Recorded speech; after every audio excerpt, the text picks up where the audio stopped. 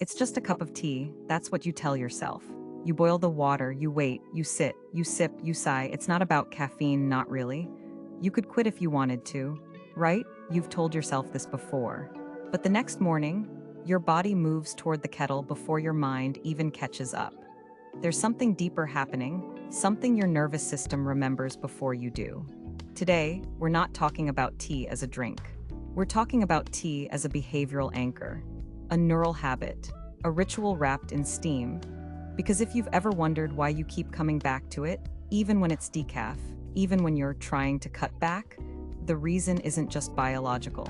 It's psychological. In this voiceover, we'll explore why caffeine isn't the real reason most people can't quit tea, how rituals and repetition hijack your dopamine system, what neuroscience says about habits built around safety and emotion, why quitting tea feels like quitting a part of yourself, and whether that's really a bad thing.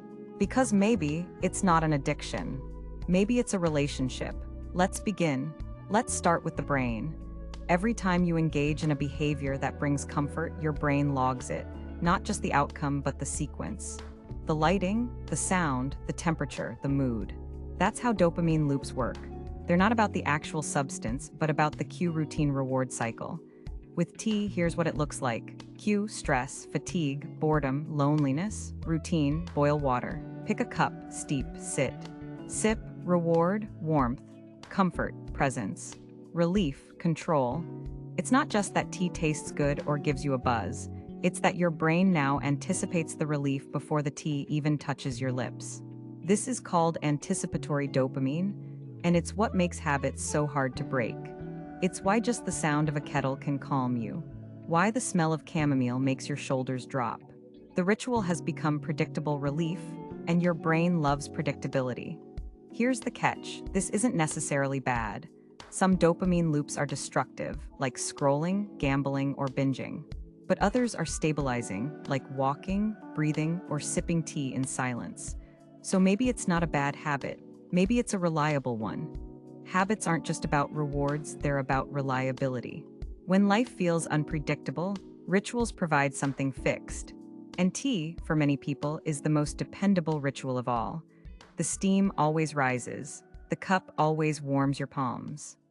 This predictability creates a feeling of safety, not just physically, but emotionally.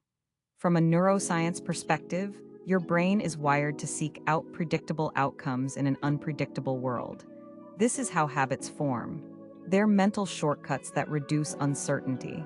And when that habit is tied to comfort, warmth, and mindfulness, it becomes not just an action, but a sanctuary. You don't just drink tea, you enter tea. Like a small ceremony of control. That's why even the thought of quitting tea feels destabilizing. It's not the caffeine you'd be missing, it's the stability. Think back. When did you first encounter tea? Was it served by a parent or grandmother? A moment of calm in a chaotic house? Was it the smell that filled the room during winter? The remedy for a sore throat? The drink offered when words couldn't soothe?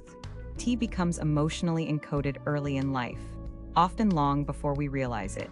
In psychology, this is called associative memory. When emotion and environment pair with behavior, they become deeply etched into your nervous system. So when you reach for tea in adulthood, it might not be about the tea at all.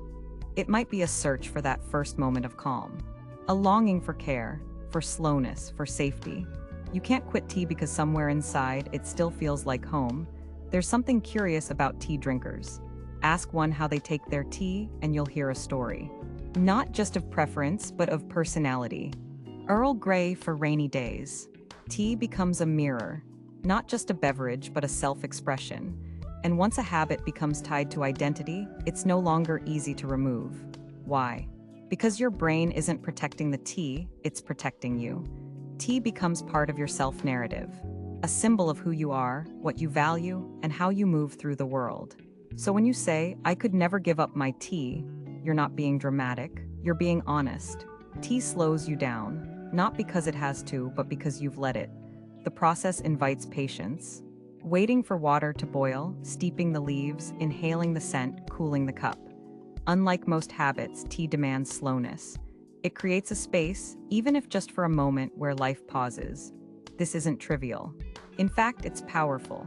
In today's hyperstimulated, scroll-addicted world, your nervous system is constantly in high alert mode. Tea offers a nervous system exhale, the warm mug in your hands, the gentle aroma, the quiet act of doing one thing at a time. No multitasking, no rush, just now. This mindful repetition becomes meditative, and once the body links this moment with peace, it craves the return. So maybe you don't drink tea out of habit, maybe you drink it out of reverence.